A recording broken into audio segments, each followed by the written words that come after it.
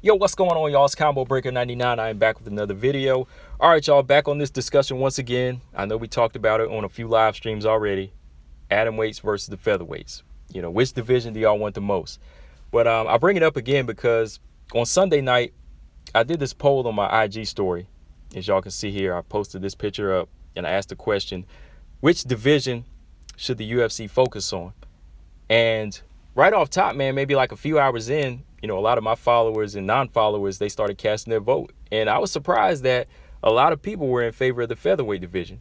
Maybe like 3 or 4 hours in, it was like 90 or 80% in favor of the featherweights and like 20% in favor of the atomweights. But as the hours went on, it started to kind of balance out. It was 70-30, then it was like 35-25, something like that. 35, yeah, like 75-25, something like that. But then by the end of the poll, it was 60-40 in favor of the featherweight. So I was just shocked. I was just shocked because a lot of followers on Instagram, they were in favor of the featherweights. Whereas, on my live stream, a lot of y'all that subscribe to my YouTube channel, y'all were in favor of the atomweights, which I was really just surprised at that. Just that demographic that was kind of going for the featherweights on Instagram, and the YouTube was more so going for the atomweights. To me, either division is fine. Like I said on my live streams, I'm cool with either one, as long as they get them going. As long as they get them going and they just don't add like a few fighters at a time. You know what I mean?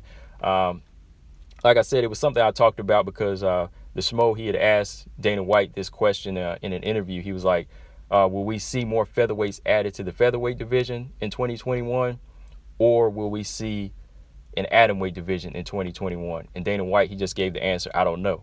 I'd like to see an atomweight division, but I'm not sure right now. I don't know. He couldn't even really say anything about the featherweight division at this point. I mean, to me, in my opinion, the featherweight division is so simple to attack right now. All you got to do is add more fighters, sign more fighters in that division, or let more bantamweights move up, and you'll have a division. And I would like to see that one. I would actually like to see that one come to full development in 2021, me personally, because I hate seeing things left unfinished. I'd like to see things finished. When they started this division back, like 2-3 years ago with the Tough House, and then they made the belt, and Amanda Nunes won, or Chris Cyborg had the belt. It just kind of threw me off whenever they never fully stacked the division with contenders, and now it's just kind of left there. It still kind of irks me. I want to see that division finished. But on this side, I would like to see them start from square one with the atomweights, just because there's so much that can be done with it at this point. Which I'm going to go down my points for both divisions real quick. I don't have any cons for the divisions. Like I said on my live stream, I could just think of pros for both of them. There really is no con for each division as long as they're stacked with talented fighters. But yeah, real quick, for the atomweights, the atomweight division would be good for the UFC, first off, because you get a lot of highly skilled fights. Now, I know every division has good skilled fights. You're going to get a lot of good chess matches and a lot of good technique shown in these fights. But you get that in the atomweight division because it's going to be like the lower weights in boxing. You're not going to get a lot of knockouts, so you're going to get a lot of back and forth action, some toe-to-toe action where fighters can take punches and, take more kicks. So there's going to be a lot of action, a lot of back and forth punches where fighters are taking shots to, give shots. And then there'll be times when they're more so fighting at a slower pace. They're not going for a knockout, so they're trying to pick their shots and maybe land a good counter shot. You know what I mean? It's going to be more so like chess matches with the smaller fighters. And a lot of speed. You get a lot of good speed and technique. And the submission levels are going to stay the same, of course. Fighters are still going to be tapping in there. But you're going to get a lot of good fights where you see a lot of speed and action and high volumes of strikes. Second point I wanted to make is that you're going to get a lot of known atomweights from ONE FC, Ryzen, Bellator, Invicta. All of these fighters that are recognized champions from all over the country coming to the UFC if Dana White can sign them. If Dana White can sign like a Hamasaki, if he can sign like an Elisa Zapatella, which I think he could, he'd have former champions from these organizations coming together to really compete. And right off top, you would have a full competitive division. It would be thriving because at that point, you would say, oh, so-and-so is not the favorite anymore. It would be 50-50. And that's what I want to see in the division right now. See, in the flyweight division, as soon as Valentina Shevchenko went to that division, everybody knew that Valentina was going to be that one because she was levels above them. But with the atomweight division, with all these fighters coming from around these other organizations around the country, around the world, it's going to be more so balanced to me, because they're going to have different styles from around the world that are fully polished in whatever it is they do. BJJ, Muay Thai, well-rounded fighters from all over, so that's what's going to make that more so interesting, full thriving division with veterans. My last point is that smaller straw weights can move down to this weight and be more competitive. Smaller fighters like even Loma Labutni, Brianna Van Buren.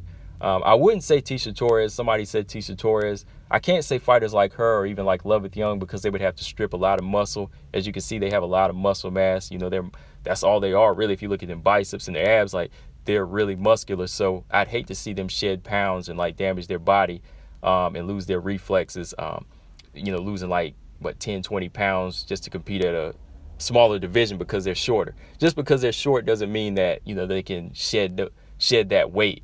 Height's one thing, but their size and their muscle mass is another. So fighters like that, no. But fighters like Brianna Van Buren, even Carla Esparza, I think they can shed the weight and fight at 105. So you get a lot of fighters that are too short and that don't have the reach and that are just naturally physically smaller in the UFC now that could move down and actually be competitive in a atomweight division. But looking at the featherweights, and I think this is what a lot of my followers on Instagram are looking at, you're going to get more knockouts. You're going to get a lot of exciting stoppages. You're going to get a lot of one-hitter quitters. Like Megan Anderson, she can drop you with one punch. If you sign like a Chelsea Chandler, a fighter with power in both hands, she can start you with that left hand. Bigger, thicker women means more knockouts. These ladies are going to go in there, throw down. They're going to pack that type of power that a lot of casual fans want to see. So that's the first point, and I think the most solid point about the featherweights that a lot of people, why people want that division. Second up, and this is a good point here, why I think we need the featherweight division is because we're going to have a lot of bantamweights that can move up to the weight that's much more comfortable to them. Featherweight, they can stop killing themselves, shedding like 30, 40 pounds down to bantamweight. They can actually just shed maybe like 10 or 15 to get to 145 now. Fighters like Macy Chiasson, I feel like she looks better at featherweight. She seems much more fluid, much more powerful, much more stronger. At bantamweight, she seems like a little bit flatter. It seems like the power's not really there. It seems like she's a little bit flatter in her performances. It seems like she's really killing herself to make the weight. I'm sure she's making the weight. She's saying she is. She's good. But I think she would look better at featherweight. And again, like some of these other fighters, like probably even like a Sarah McMahon, I think with all that muscle mass she has, should be at like a featherweight if she wants to compete there. That's up to her, because she could do it now, I'm sure. But even fighters like Patty Kanzan that used to compete at featherweight, she could go there. GDR could come back up to featherweight. There would just be a lot of fighters that could stop killing themselves to go down to 135, because those weight cuts are vicious for a lot of these women that walk around at like 175 and even 160. So they really do need the featherweight division for that purpose. Last up is because it's there. The division is there. It just needs some players in the game. You already have a champion, you have a few contenders, so why not seek out more fighters to fill out the rest of this division now? That's already in the UFC. It's already a legit division, so why not go ahead and fill it up? Because again, like I said, I hate seeing things that are unfinished. It was like they started the division and then they just left it. They just started building this house, but then they just left it. Everybody just picked up, the crew left it and said, oh, that's it. You know what I mean? So now just one or two people can live in it because there's just like half a roof. You got Amanda Nunes and Megan Anderson, Felicia Spencer just living on this one side of the house because it's the only side of the house that's finished. You know what I mean? So they got to finish building it because it's already there. So that's my last point. It's there. It just needs some players in the game. Again, you have a champion, you have a belt. So why not just fill up the division by signing more fighters or letting more bantamweights move up to fill out the division? But yeah, man, that's pretty much all I got on this. So like I said, I just want to go back and give y'all a much condensed version of this discussion that we had on some live streams after doing this poll. And I just wanted to show y'all the results, share that with y'all, that a lot of my Instagram followers, man, they want to see the featherweights. I know all y'all on YouTube want to see the atomweights, but people over here, they want to see featherweights. But how do y'all feel about that? Like I said, Either one will do for me, but I want to see them finish this house over here called the featherweight division. But yeah, man, that's all I got on this, guys. Combo Breaker 99. Make sure y'all subscribe. Leave me your thoughts in the comment section. I'm out. Peace.